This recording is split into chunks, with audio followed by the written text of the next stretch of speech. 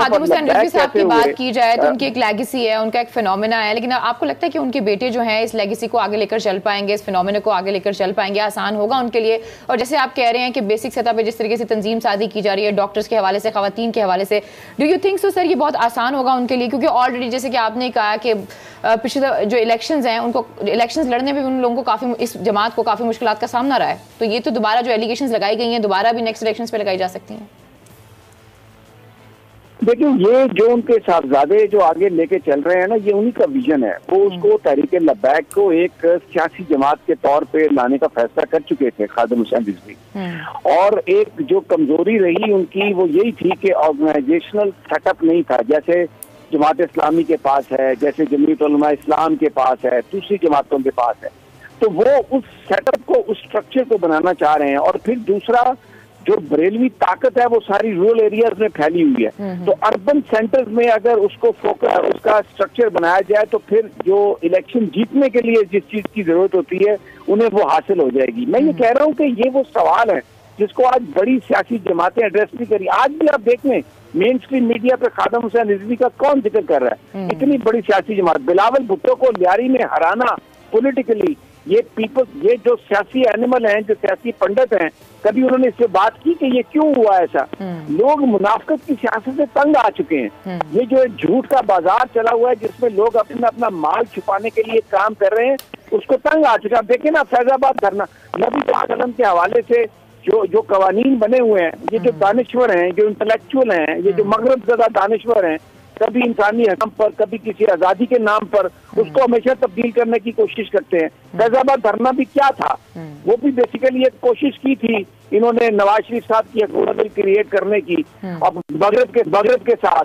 तो उस पर एहतजाज हुआ और उस पर इल्जाम लगा दिया गया कि जिसके पीछे ISI है, ये तो फौज इस्तेमाल करती है। यानी अब देखे ना, फैसले में लिख दिया गया सुप्रीम कोर्ट के। तो ये वो चीजें हैं। मैं कह रहा हूँ कि इस वक्त भी सियासत कहाँ पर है? चंद खानदानों के पास है ना कि जी अब्बू को लाने दो, मरियम नवाज कह रही हैं, और मौलाना फजल रहमान कह रहा है मेरे नैब को बंद कर दो। पीपल्स पार्टी भी क्या कह रही है, इत्तेसाब हमसे ना मांगे। मांडवी वाला क्या रौला डाल रहा है? लेकिन राना साहब, एक सवाल मेरा आपसे है, इसमें भी तो हमें मारूसी सियासत नजर आती है ना। अब खादिम हुसैन रिजवी साहब नहीं रहे तो उनके बेटे आ गए हैं, और जैसे कि एक परसेप्शन भी है, लोग ये समझते हैं कि जो इस तरह की जमातें हैं उनके पीछे कहीं ना कहीं जो है वो एस्टेब्लिशमेंट का हाथ होता है। So how do you see it?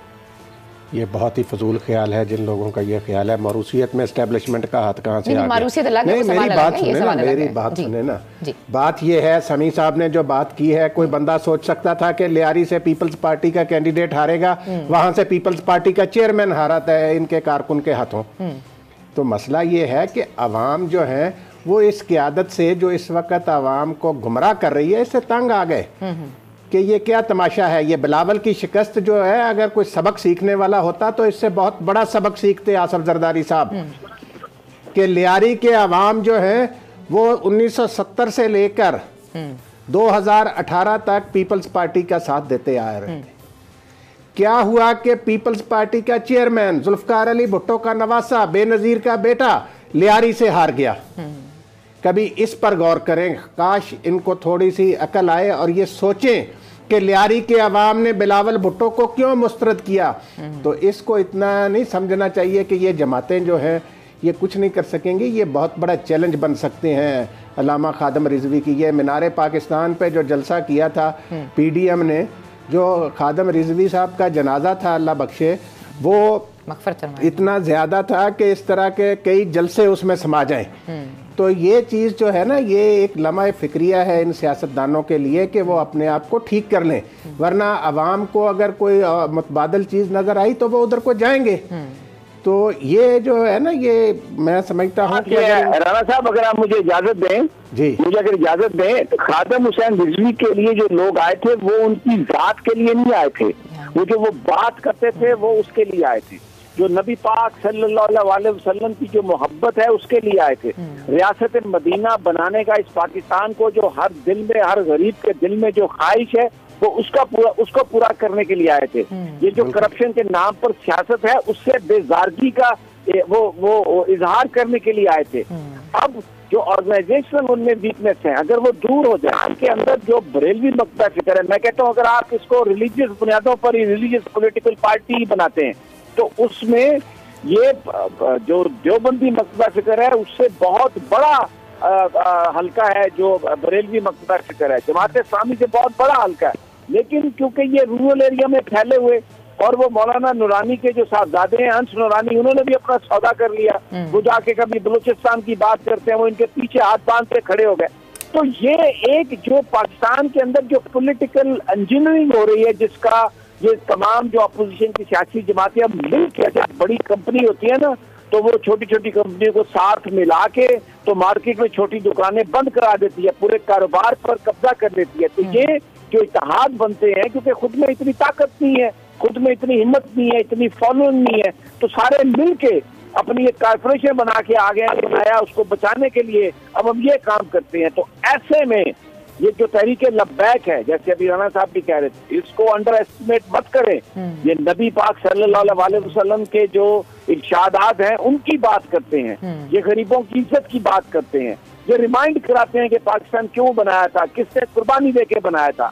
और अगर नौजवान इसका हिस्सा बन जाएं, अगर ऑर्गेनाइजेशनल स्ट्रक्चर बन जाए, तो ये जो मुनाफिकों की जमातें हैं, ये जो मफाद परस्त हैं, ये जो करप्ट हैं, ये जो अपना माल बचाने के लिए सब कुछ कर रहे हैं, इनकी दुकानें बंद हो सकती हैं। ये आज देखे ना, मीडिया दिखा रहा है साद रिजवी को और खादम हुसैन रिजवी की उन बातों को जिनको पूरा पाकिस्तान सुनता है। पाकिस्तान के कोने कोने से लोग आए खादम रिजवी के जनाजे में, वो सिर्फ जनाजा पढ़ने नहीं आए थे, वो ये बताने आए थे कि हम चाहते हैं कि जो खादम रिजवी बात कर रहा है उसको अमली जामा पहनाया जाए और हम उसके लिए अपनी जान भी दे सकते हैं। तो ये एक बड़ा इश्यू है आज का। और उसमें ये जो बात है साद रिजवी की, देखें अपोजिशन को कहा कि आप जलसा ना करें, पीडीएम को मीनारे पाकिस्तान में उन्होंने वायलेट किया और वो जलसा उन्होंने किया। लेकिन जो खादम हुसैन रिजवी के साहबजादे हैं, उनकी जो जमात है, उनकी जो शूरा है, उन्होंने कहा हम जाना रहते हैं, उन्होंने कहा नहीं सरकार में, तो वो मीनारे पाकिस्तान नहीं गए। इस वक्त कानून की खिलाफ वर्जी करने वाले ये जो अपने आप को मोतबर कहते हैं, ये लोग हैं, और कानून को मानने वाले वो साद रिजवी है, जो खादम हुसैन रिजवी का बेटा है, जिसके ऊपर ये इल्जाम लगाया जाता है, जिनके ऊपर ये इल्जाम लगा के उनको खराब करने की गई, दागदार करने की कोशिश की गई। लेकिन पाकिस्तान के अवाम ने उसको रिजेक्ट कर दिया कि वो एजेंसियों के लोग नहीं है। जो नबी की बात करता है वो तो वो बात करता है जो हर गरीब हर मुसलमान के दिल की बात है। तो ये एक बड़ा जबरदस्त फिनोमेना है जो अनफोल्ड हो रहा है।